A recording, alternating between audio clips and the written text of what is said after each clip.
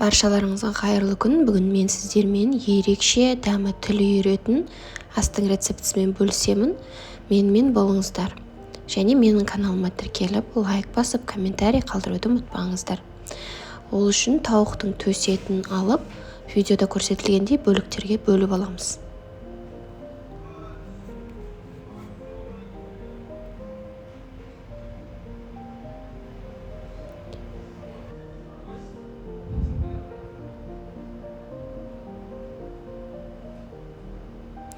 Бөліп алдық, енді үстіне сүтімізді құйып, бетін жауып 1 сағатқа қойып қоямыз.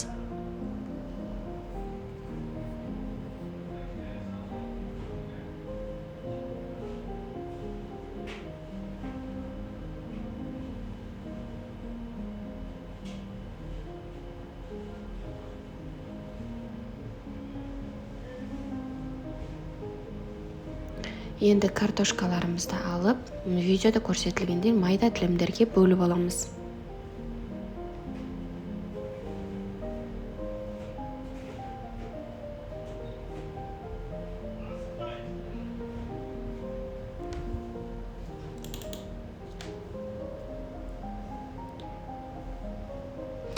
Пиязымызды да дәл солай майда тілімдерге бөліп аламыз.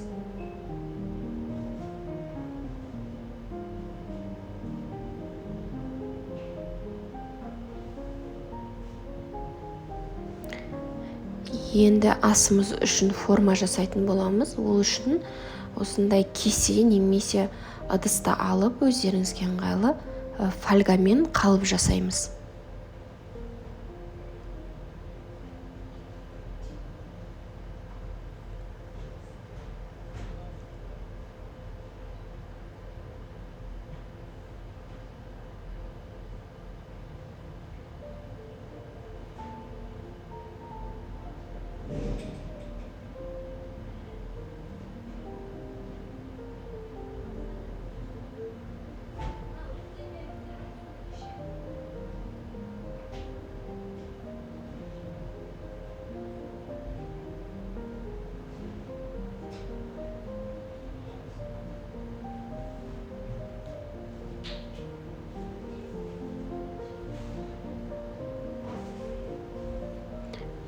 Осылай 3 форма жасап аламыз.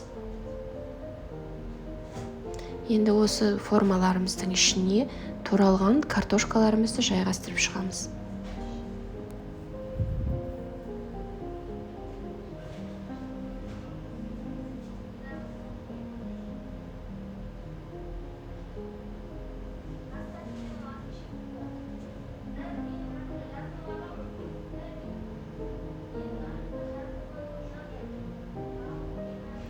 Енді туралған пияздарымызды да дәл солай қойып шығамыз.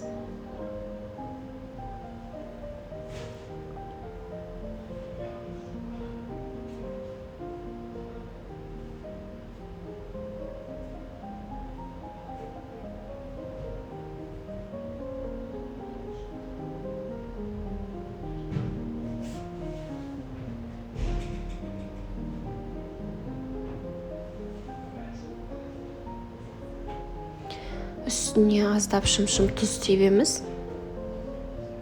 Және өз қалауларыңыз бойынша бұрыш сепсеңіздер де, приправа сепсеңіздер де болады.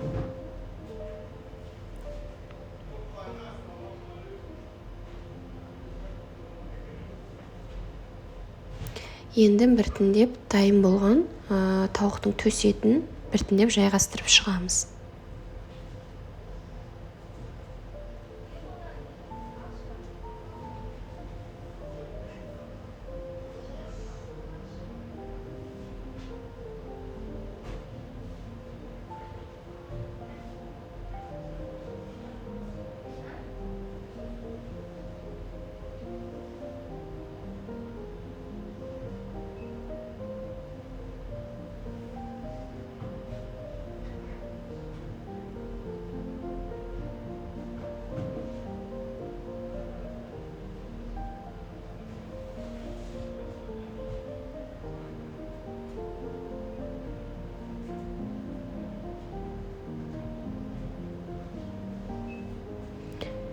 Енді соусын дайындаймыз. Ол үшін 2 жұмыртқамызды алып, сливкемізді құйып араластырамыз.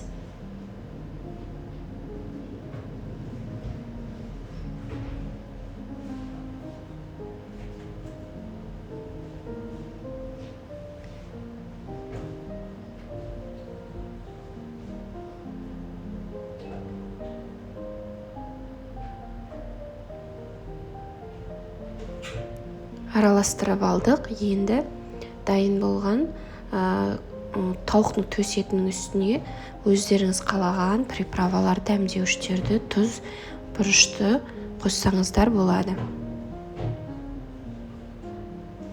Мен орегано қосамын, сонда дәмі өте ерекше, дәмді болып шығады.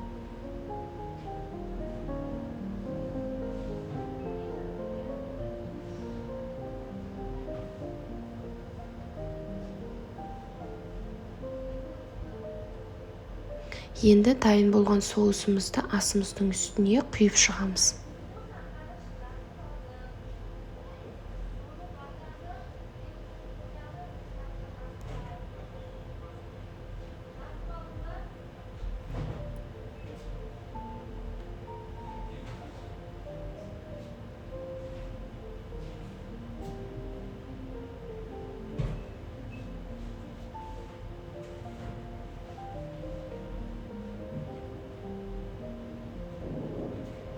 Құйып алдық. Енді асымыздың үстіне туралған қызанақтарымызды қойып шығамыз.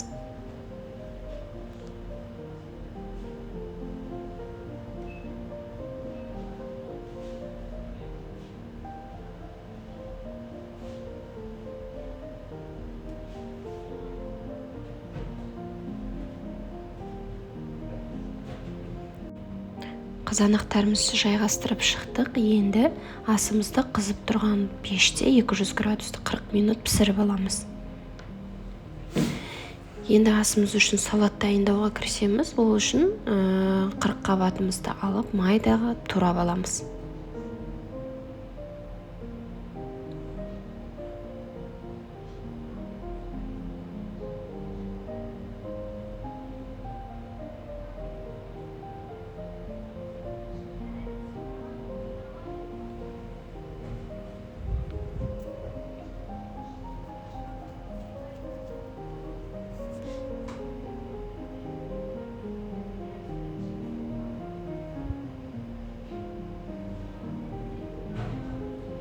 Бір қиярымызды алып, тураймыз, майда бөліктерге бөліп аламыз.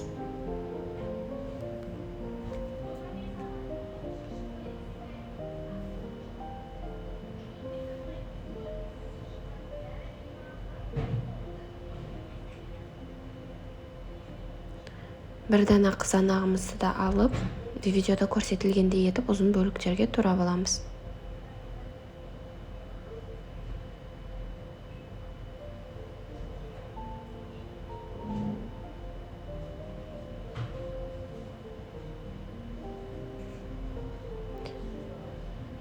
Сәбізімізді алып үккіштен өткіземіз.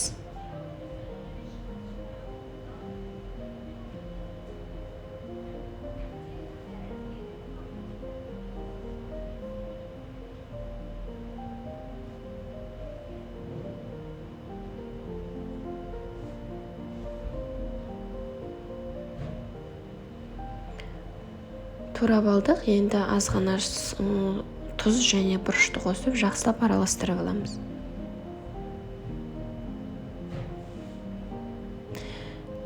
Және 2 ас қасық уксусымызды қосып араластырамыз. Міне осылай болып пісіп шығады. Енді үстіне үккіштен өткен сырымызды қосып, қызып тұрған пеште тағы 10 минут пісіреміз.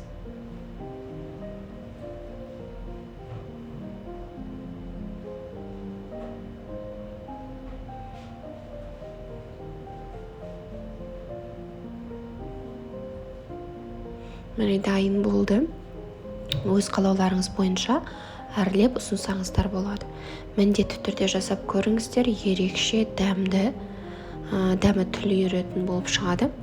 Жасап көріңіздер, отбасыларыңызды, туған туысқандарыңызды дәмді аспен қуантыңыздар. және менің каналыма тіркеліп лайк қалдырып комментарий қалдыруды ұмытпаңыздар.